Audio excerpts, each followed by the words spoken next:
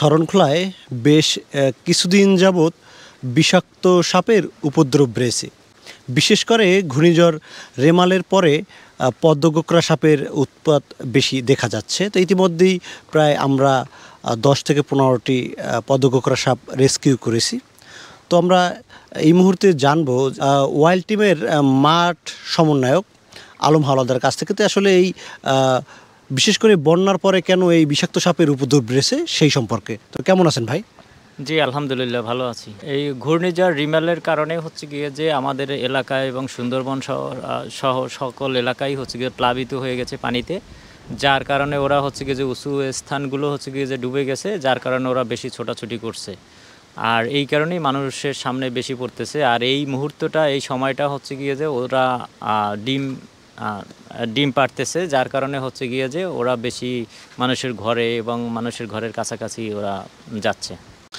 আমরা যদি জানতে চাই আপনার কাছ থেকে, আপনি তো বিশেষ করে বন্যপ্রাণী রেস্কিউ করেন, তো সেক্ষেত্রে পদ্মগোকরা সাপই খুবই বিষাক্ত সাপ।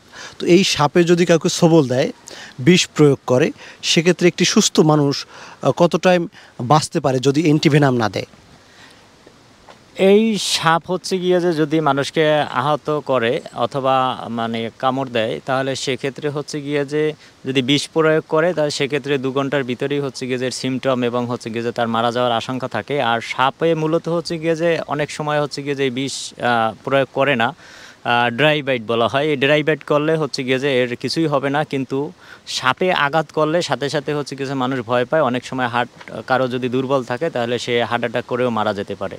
কিন্তু এই বিষের কারণে হচ্ছে গিয়ে দেখা যাচ্ছে যে 2 ঘন্টা পর্যন্ত এরা বাঁচতে পারে।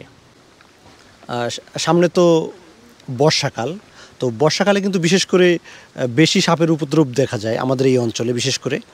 তো যদি সচেতনামূলক কিছু বলেন আমাদের, যে এই বর্ষাকালে কিভাবে আমরা সাপের উপদ্রব থেকে বাঁচতে পারি?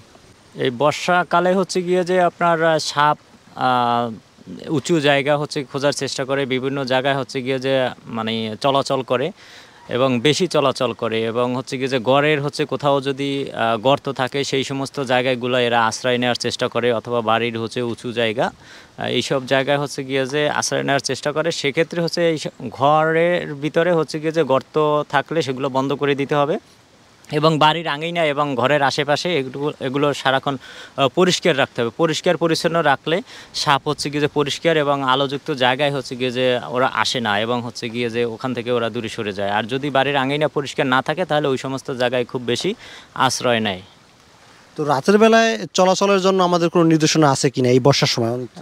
রাত্রে চলাচলের জন্য বর্তমানে যে সাপের উপদ্রব, সেক্ষেত্রে হচ্ছে গিয়ে যে রাত্রে চলাচল করতে গেলে টর্চ লাইট এবং আলো সাথে নিয়ে যেখানেই যাই না কেন, আমরা হচ্ছে গিয়ে যে দেখে তারপরে হচ্ছে গিয়ে যে সবাই পথ চলবো। তাতে হচ্ছে গিয়ে যে সাপ থেকে রেহাই পাওয়া যাবে। গত 3 দিন আগে একটি ছেলেকে হচ্ছে গিয়ে যে বাড়ির ভিতরে ও প্রবেশ করতেছে, সাথে সাথে একটি সাপে হচ্ছে গিয়ে যে কামড় দেয় এবং ও ছিটা মারে।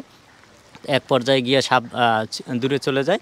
পরে ওকে ভালোভাবে কামড় দিতে পারে নাই। ওটা সম্ভবত ডোরা সাপ হবে, এই টাইপের আর কি সাপ হবে, যেটা হচ্ছে গিয়ে যে আঘাত করছে। আমি গিয়ে ঘটনাস্থল দেখেছি, সেখানে পথের কাছেই হচ্ছে গিয়ে যে আবর্জনা ছিল এবং অন্ধকার জায়গা ছিল, এবং গর্ত ছিল, যার কারণে ওখান থেকে বের হয়েছে, সাথে সাথেই হচ্ছে গিয়ে যে মানুষ সামনে পড়ছে এবং আঘাতটা করছে। আর এরকম রাত্রে চলতে গেলে টর্চ লাইট সাথে থাকবে এবং পরিষ্কার জায়গার থেকে চলার আমরা চেষ্টা করব।